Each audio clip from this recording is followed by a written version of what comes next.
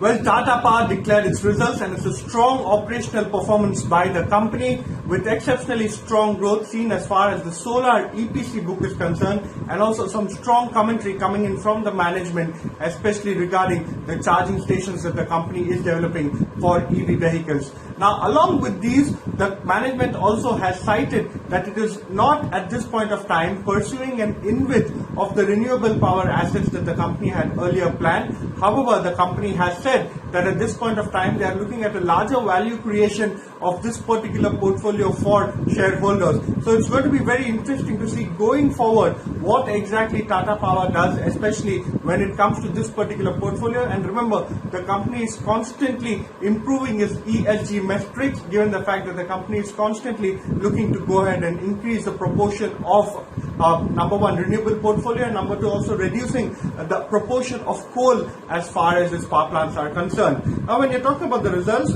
revenues jumped up almost 49%. Remember, this time around we did see the revenues coming from the Odisha Discom acquisition as well, and that has been strongly aided this particular performance. When you're talking about the core EBITDA, it's down 17%, coming in close to 1,670 crore. The profitability, reported profitability, coming in at close to 440 crore this time around. Now, the company, in some of the key comments, saying that the company is saying that they will not be pursuing any new coal-based capacity, and they are going to slowly phase out the existing capacity, thereby improving clearly the ESG metrics of the company.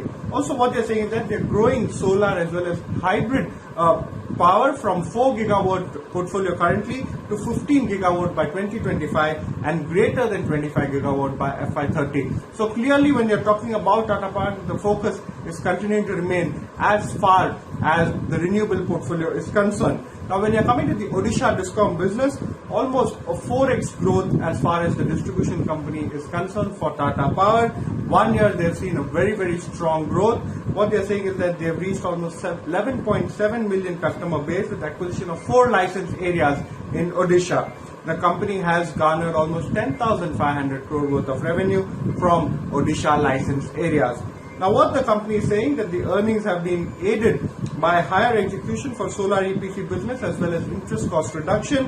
EPC businesses have picked up pace from the healthy order book at Tata Power Solar. Management also expects to incur a capex of close to 7,000 to 8,000 crore for FY22. However, what analysts are saying, analysts are taking note and taking into account the fact that the company has changed its divestment plans for the renewable energy assets. Both seems to have decided to look for a strategic growth investor to monetize its green assets versus